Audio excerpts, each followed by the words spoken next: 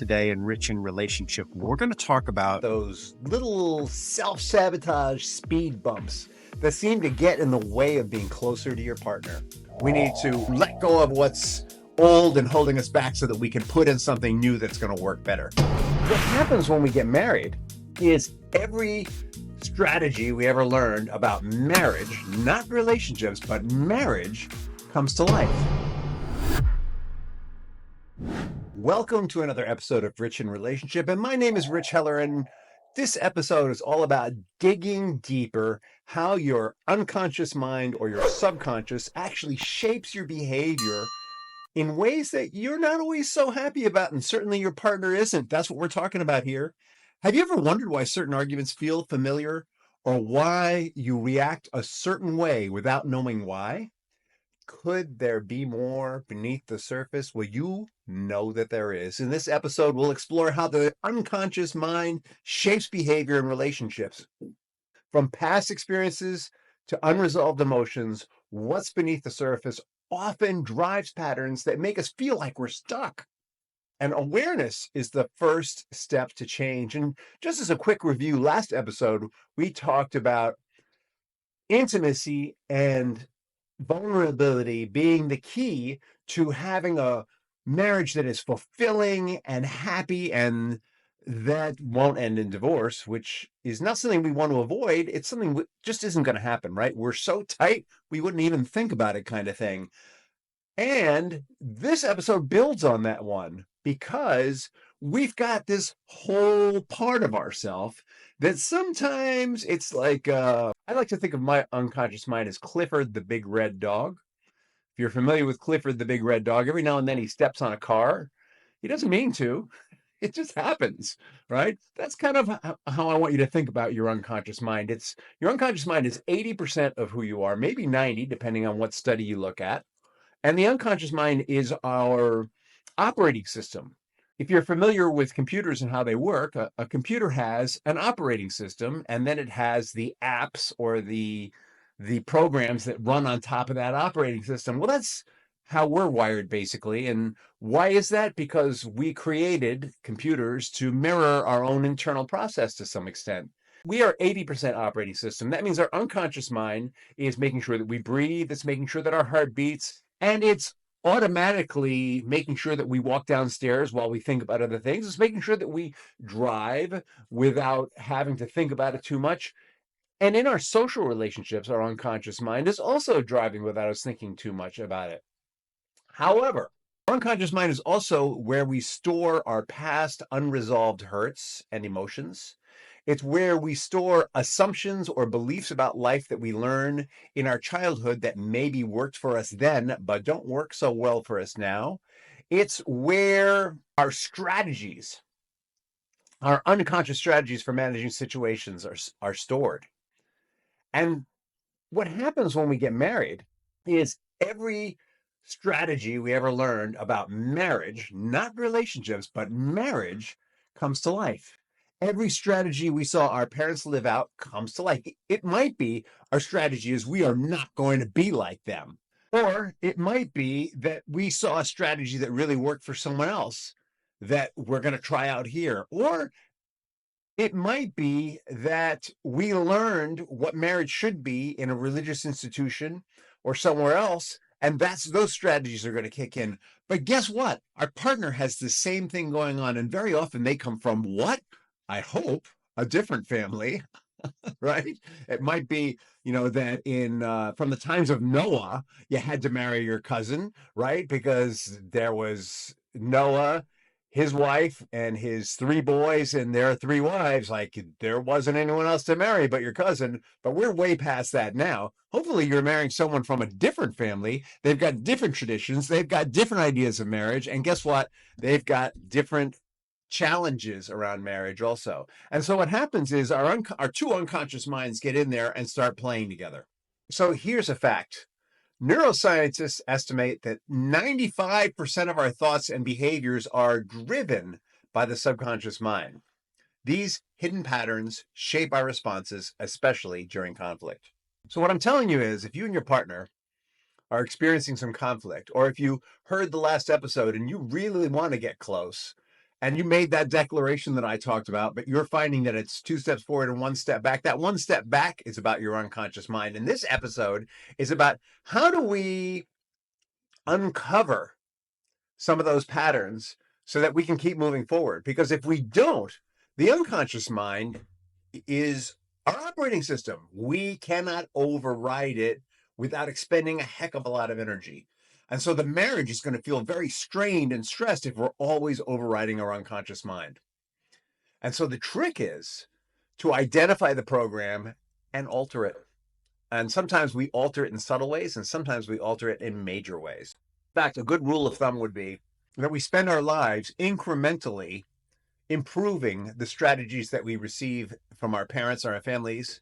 And then we hit a point in our own lives where those strategies are no longer effective. And it is time for a paradigm shift, a complete change in the way the wiring works. We need to let go of what's old and holding us back so that we can put in something new that's going to work better.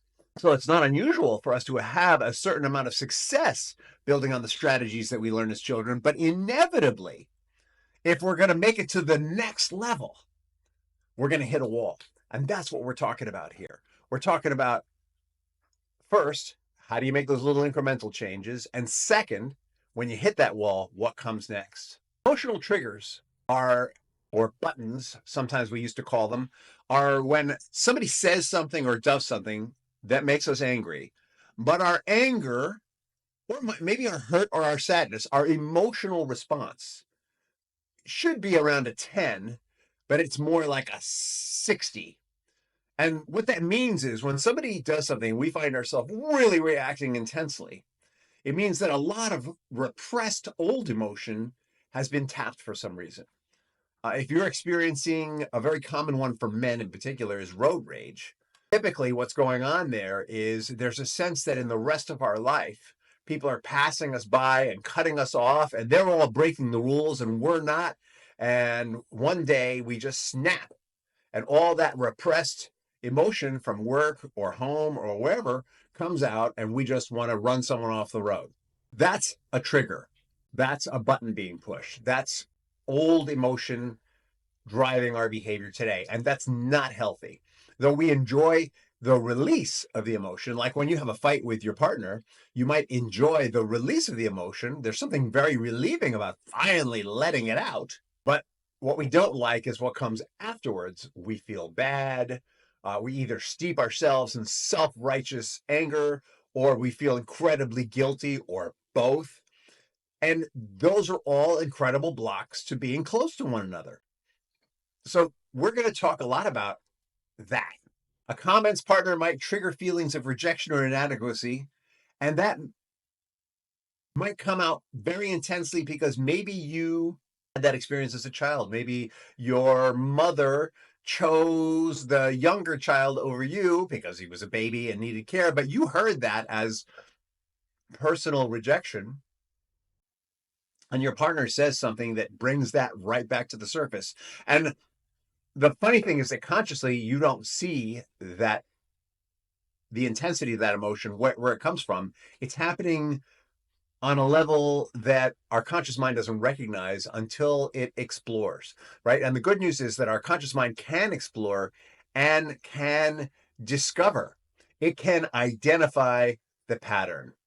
So if your arguments seem to be the same ones over and over, the chances are they're rooted for both of you and your partner in an unconscious pattern. If you're spending a lot of time avoiding those arguments, the chances are there's some kind of unconscious pattern there. So what we're going to do is we're going to reflect on the recurring conflicts and look for underlying themes. A way to do that is to keep a notebook, or you can use your phone if you want. And anytime that you have an argument, as when you chill out enough, or maybe even if you're fired up, write out what was the argument about, what was the thing that really got you, and what does it remind you of from your childhood? Just ask yourself, what does it remind me of my childhood? And allow it to come up from your unconscious mind. Now, your first reaction might be, well, I don't know. I mean, like a part of you may not want to remember, but if you pose the question to your unconscious mind and set aside I don't know and say to your unconscious mind, I may not know now, but I'm willing to know. The answer will come. And as you do this, if you take this practice over a couple of weeks, 3 weeks, 4 weeks, you're going to start to notice a pattern. My wife, Cindy, got upset with me about not emptying the dishwasher. What that brought up for me was my mom yelling at me because I never emptied the dishwasher. My wife, Cindy, criticized me for being late. What that brought up for me was, that being late is really a sore spot. I'm not sure I really remember about, but I'm willing to remember. And what you'll notice is usually the person who's triggering you is going to be the same. You want to think about who does that person remind you of? You're going to start to see similarities in the situations. All these situations have in common is I feel criticized. In what part of my childhood did I most feel criticized? It's my mom, my dad, whatever. And that gives you the opportunity to start to expose the old emotions that are driving the unconscious patterns. I often tell my clients that it's kind of like this. One day you're walking down a street and you fall into a hole and you go, holy crap, I'm in a hole. And you crawl out and brush it off. And you look back and go, man, I don't ever want to fall in that hole again. And you keep going down the street. And the next day you're walking down the street and you walk right up to the edge of the hole and you go, wait, that's the hole I fell in. And you tiptoe around it and you go down the street and go, wow, that was close. And the next day you walk down the street and about 10 feet away, you see that hole and you go, wow, I really got to stop walking down this side of the street. And the next day you walk down the other side of the street and look over at the hole. And the next day you go, why am I walking down the street? It would be so much faster if I went down a different street. I wouldn't have to deal with that hole. That's kind of what we're talking about here. First, you need to identify what the hole is. And once you identify what the hole is, you're either going to fall in it again or you're going to tiptoe around it. It's going to take a lot of conscious energy to work around that hole that you have in your unconscious mind. So you identify it, and then you use a conscious energy to go, I'm about to be triggered. Every time my wife, Cindy, criticizes me for being late or not cleaning up after myself, it's a trigger for me. When she goes into that mode, all I need to say to her is, honey, I appreciate that you're upset right now. I need to take some time out. That's the equivalent of going to the other side of the street. Eventually, what you want to do is you want to release the old emotion that represents that hole. And that typically requires doing some very detailed work around all the situations that created that hole, that emotional hole, all the situations that built up. The way the unconscious mind stores information is in a timeline and by flavor. And so when we develop an emotional hole, it's because we've had a bunch of experience that we've assigned the same flavor to. So we want to uncover all the experiences that have that flavor. We want to learn the lesson that we need to learn from those situations so we can let them go and have some kind of transcendent experience about it. We do a process called mental and emotional release here that was created by Dr. Matt James, which is incredibly effective for this. If you are in a 12-step program, the step 4, 5, 6, 7, 8, 9 process is very effective and will in many ways be similar to the mental and emotional release process. We can give you that process if you'd like. But this is the way that you first expose what are all the experiences that look like that hole. Second, learn the lesson. And third, let them go so that you can start to create a new experience. The trick is to release the old patterns and belief. The trick is to really want something new. All right, so let's go through this step by step. On the front end, if you're having a recurring fight with your partner and you've made the declaration that we talked about in the last episode, you're going to want to be doing some deep breathing exercises to calm yourself, or maybe practicing some prayer or mindfulness or meditation. And the reason for this is that these tools take you out of your amygdala and into your cerebral cortex. We recommended in the last episode I statements and active listening. Those are great tools also. But on your own, you'll probably want to be, what I like about prayer as opposed to meditation is that whether you believe in a God or not, in prayer, you can talk yourself through what happened. You can ask for the lesson, and your unconscious mind will very often offer you the lesson of the situation. And you can ask for healing, and your unconscious mind will give you healing. And if you have a higher power in your life, your higher power might even kick in. If you don't have a higher power in your life, your unconscious mind might be enough for you. But personally, I'm a big fan of having a higher power. The idea that we're just in this alone just doesn't work for me.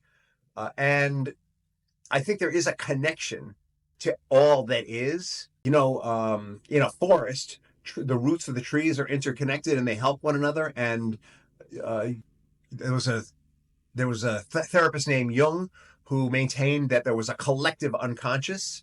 And so in prayer, if you don't believe in God, maybe when you're praying, you're connecting to that collective unconscious and allowing the collective unconscious to help you heal. Right? And really, that's what we're talking about here. We're talking about healing old hurts and old wounds. So you want to use prayer and meditation first, just to keep you. You notice the hole. You notice that you're feeling triggered. First, to keep you from jumping into that hole. And a part of you is going to want to jump in because you've been doing that. Speaking from a neurological point of view, you've been going down that neural network a long time. It's like skiing down the same slope over and over. But what you're doing is you're making a decision that you're not going to go down there anymore. And through prayer and meditation, you're going to start finding a new way to handle these situations. So the first step is to take some practices into your life, increase some awareness, do the journaling that we're talking about, some prayer and meditation, and start choosing another way to react. And then as your understanding of what your trigger is deepens, and as you're prepared to let go, then you can start to develop a whole new reaction. You can be proactive instead of reacting. So first you're going to react differently, and then you're going to be proactive so that it just doesn't come up anymore. When you're working with your unconscious mind, that's kind of the landscape of that work. And I'm going to tell you that for me, it's been always very important to have someone else to help me with this. If I were really good at working with my own unconscious mind, I'm not even sure I'd be doing this podcast. I'd just be out kicking ass and taking names. Is that what they say? But truthfully, this is something I've always needed help. And if you need help with this, feel free to reach out. Go to richinrelationship.com and schedule a call with me. I'll be happy to talk this through with you and help you find the resources that you need to work through whatever is going on. The beauty of this is when you have this awareness and when you start to have these unconscious shifts, a whole new way of interacting with your partner is going to start to emerge, a whole new positive way. Now, just on the last tip of this, let's say that you're wondering, well, why am I doing all this work and not them? And that's a fair question, because truthfully, we can't change them and we can't wait for them to change. We're going to change and grow, and we're either going to grow in a way that inspires them to grow with us, or we're going to outgrow the relationship. But we can't be sitting around waiting for them to change, because that doesn't work. They're never going to change the way we want them to if they change, and they're never going to change fast enough if we're waiting. We need to take the lead, do the work on ourselves, and develop our own sense of personal well-being. And a lot of that is about developing what's called EQ, or emotional intelligence, in ourselves. So stay tuned for the next episode of Rich in Relationship, where we talk about how to develop your own sense of emotional intelligence, which is really different than intellectual intelligence. Thank you for listening, and have an amazing tomorrow.